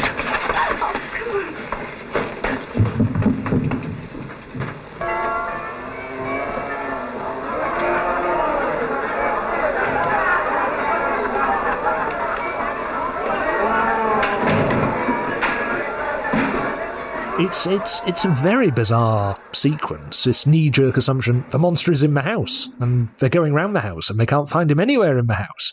And then out of the blue, the monster comes in through the window, having presumably not been in the house already. Very, very strange. And there's no indication given that the monster has any idea whose house this is, and that the woman he's about to present himself before has any connection to his maker. So yeah, it starts on that note of nightmare logic, and it's also not entirely clear what's passing between the monster and Elizabeth. I suppose the episode really is a rewriting of the episode in Mary Shelley's novel, where the creature has vowed to be with Frankenstein on his wedding night and delivers on that promise and murders Elizabeth. Yeah, and there's a sort of horrible undercurrent of rape in that chapter as it plays out in Mary Shelley's novel. Yeah. I don't think that's particularly here. It could be there if you're looking for it. This particular sequence doesn't seem particularly interested in that. It's altogether more symbolic and altogether more untethered from logic. I think really the monster here is almost converted into a ghost. He's a sort of shadowy portent of doom. I mean, we're later to get in Bride of Frankenstein the almost equally strange scene where Elizabeth gets hysterical in bed with Frankenstein, saying she can see a strange apparition coming into the room, and it's a figure like death. And I think we're seeing that in microcosm here. We're getting a little foretaste, maybe. Basically, we're getting these symbols of natural creation, the bride about to be wed, and unnatural creation, this monster put together from corpses. They're being pitted against each other in this very powerful fashion. It's, as I say, it's not elaborated on. It's Whale doesn't feel the need to draw a dark line around it and indicate precisely what is happening. Like so many of the things we see in this film, it's very, very simple. It's just laid out there before us. And I think it works so well, doesn't it, as an adaptation of Shelley's novel in that regard. There's that feeling in the novel, I talked about it last week, that even though he is this huge, character by the sounds of it, this big hulking figure, he's sort of... I don't know, he's sort of quite stealthy in the novel. He sort of always seems to be, you catch glimpses of him in the trees, and he always seems to be kind of following Victor wherever he goes, and there's that feeling that he sort of could be anywhere in the shadows almost as well, and obviously it's slightly different here with Karloff's, but I think that is also there, like you say, they're almost a bit dreamlike in that regard. Yeah. Well, you can regard the monster as he goes through this initial film of Frankenstein as journeying from innocence to experience, and all of his terrible experiences every time he draws close to human beings, they do start to turn him into more of the cunning, calculating creature that we have in Mary Shelley's novel. I mean, I think by the time we have the chase amongst the mountains, there is a quality of premeditation in how the monster approaches Frankenstein. Yes. Vengeance very much seems to be on his mind then.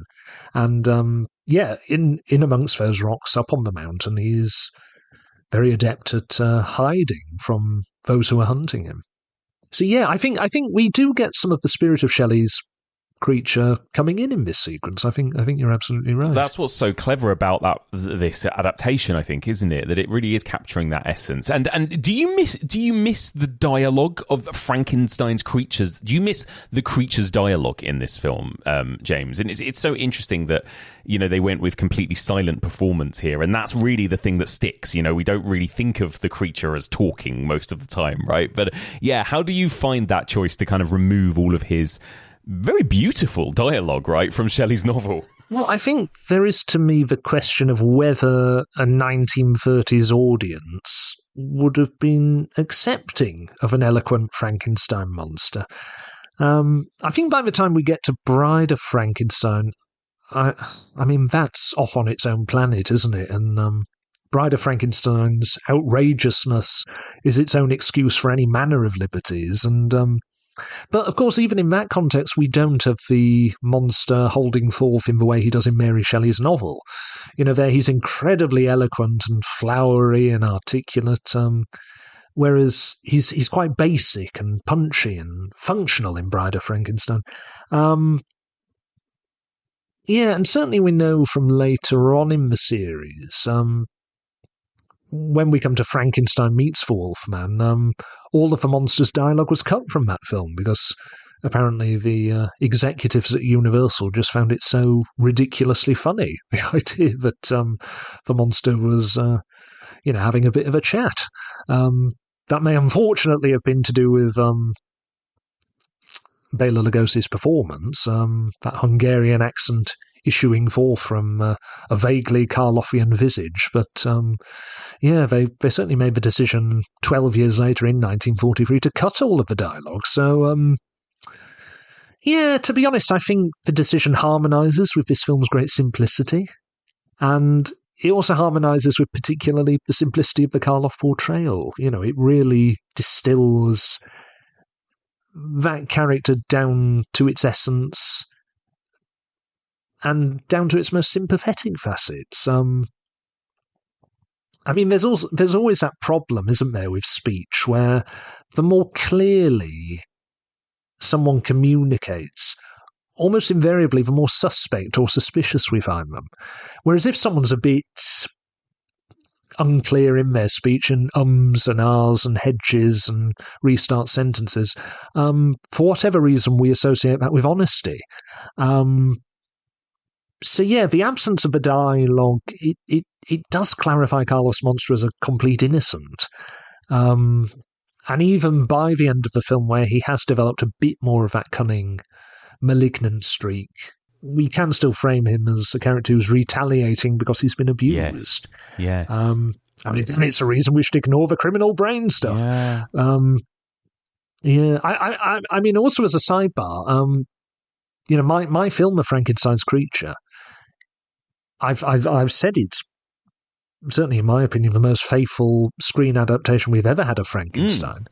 The only reason we were able to make that so, though, was by focusing only on the creature's monologues.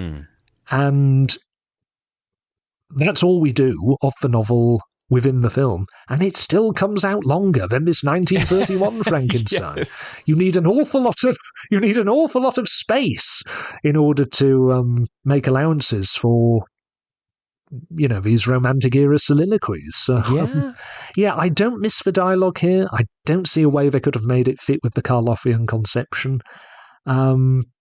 And yeah, there is that thing of I'm just not sure an audience was prepared for it. So how do you find the final act and the way that this story concludes? I mean, it's a beautifully short film, actually, isn't it? This film, and it rattles along. Oh, I love it. And before we know it, I want to introduce some. Sorry, carry on. No, sorry.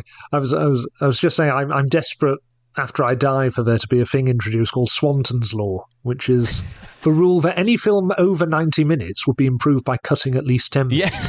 Yes. Anyway, no need for Swanton's Law with this film. No, exactly. Just over an hour.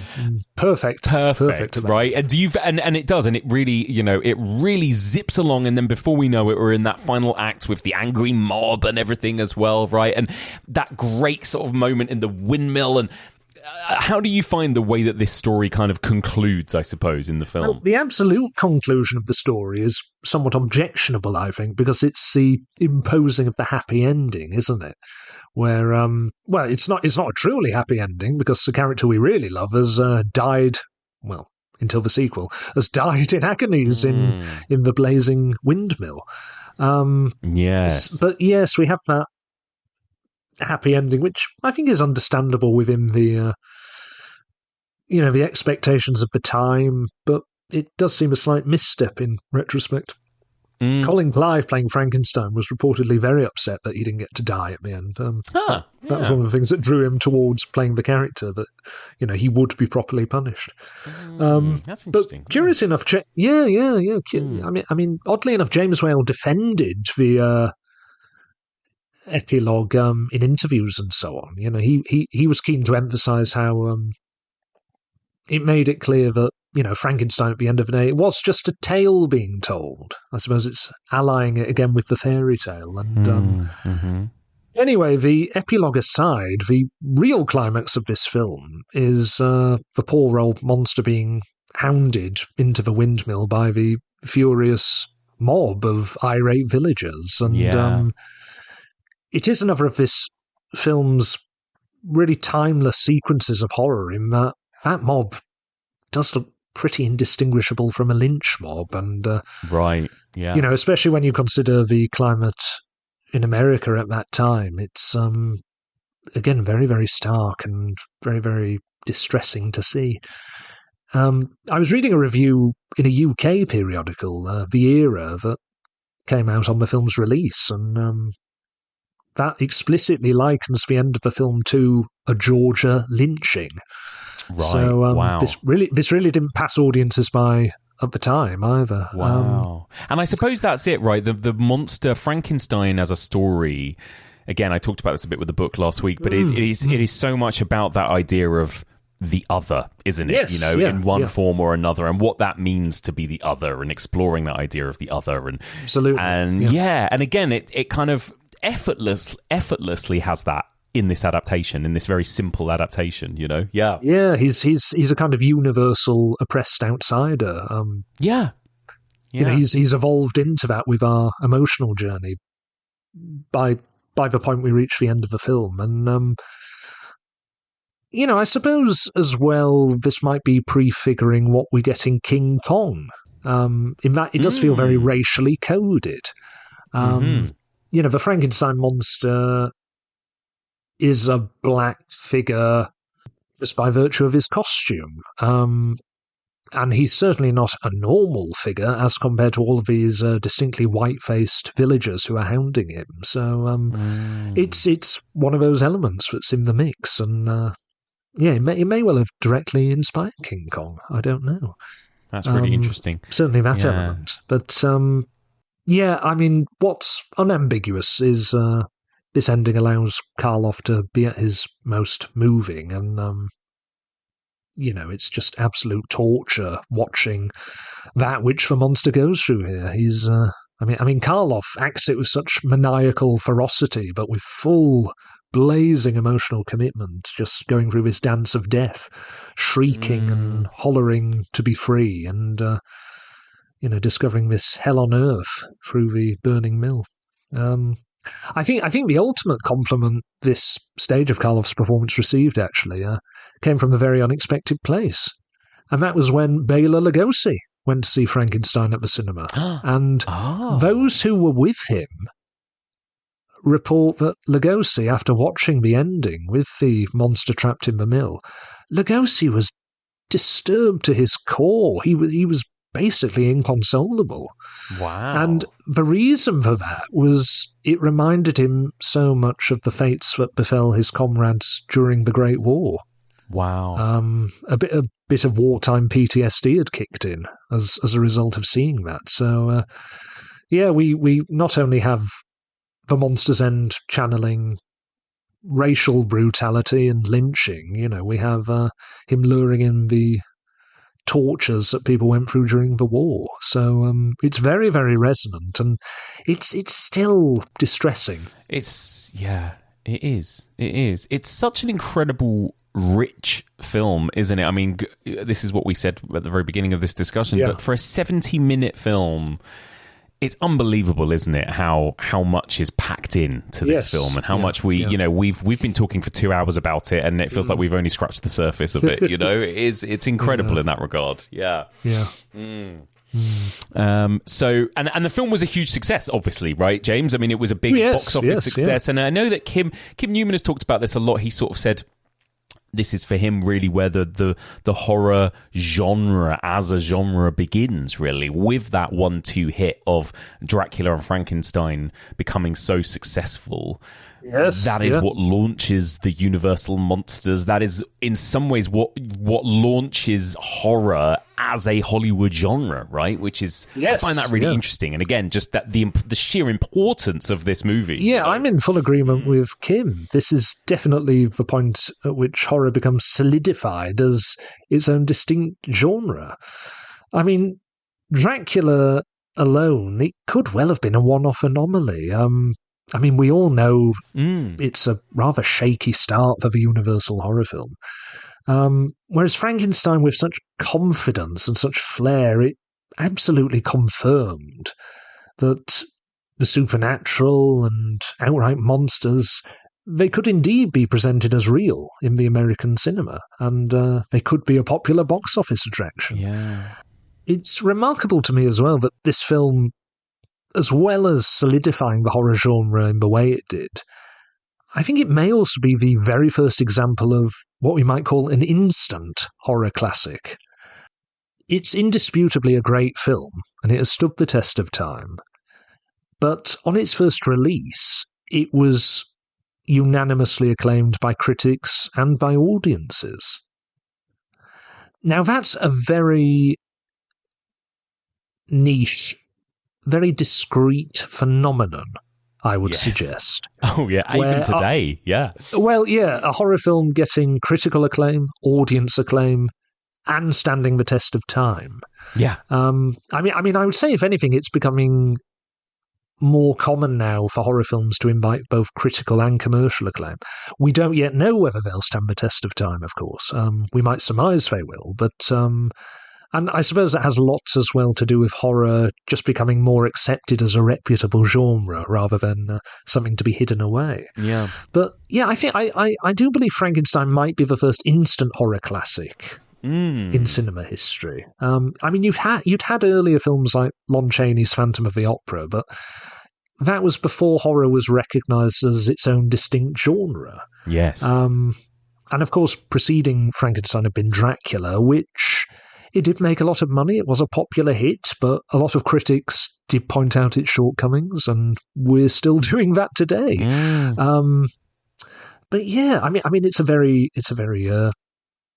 distinguished little club, isn't it? I mean, to throw a few other titles out, I think King Kong is another example of an instant horror classic. I mean, I think really we're waiting until the 60s and 70s, and things like Psycho. Yeah. Absolutely. The Exorcist, Jaws, Alien. And then yet again, it's hard to talk about films beyond that because I don't think enough time has passed. It's hard to judge their timelessness. Fantastic. Well, there you go. Well, James, we began this discussion with the aim to talk about this and Bride together. And then I soon realised actually maybe was not going to happen. Like Frankenstein himself, your creation has defeated you. This creation has become something bigger than I was expecting. So we're going to reconvene next week to talk about Bride, because I don't want to give Bride short shrift, right? As also I would say alongside this, generally considered one of the greatest monster movies ever made, I would say, Bride of Frankenstein, right? Yeah. It absolutely is. A very different animal to the original Frankenstein, but of equal, if not greater merit. Fantastic. Depends on one's individual tastes, but it does. My palate is adventurous enough to accommodate both. I love that. Well, James, thank you. We will reconvene next week. In the meantime, let people know where they can find you, and perhaps also where people might be able to come and find Frankenstein's creature, right? Obviously very relevant to what we've been discussing next week. So if people want to come and check out your fantastic play and performance in that, they can check out the film, can't they? I'm not sure of the specific outlets where you might find Frankenstein's creature, but if you Google it, it's out there, so you should be able to stumble across it or pay a few pennies to bear witness. But where can people find me these days? I don't really know anymore. I feel very homeless on the internet now. Twitter is permanently on fire. I'm on Blue Sky, although I've not yet adopted the habit of using it with any regularity. I'm on Instagram. I even have a Letterboxd account now where I don't give anything a rating if the director's alive, because I don't want to upset anyone or imperil possible future employment. So that's it. Yeah, I really that's an excellent rule, actually. That don't rate it if the director's alive. I think that's a great rule. I wouldn't give them the satisfaction. Yes. Yes. Once they're dead, I don't care. Desecrate graves, just like Frankenstein.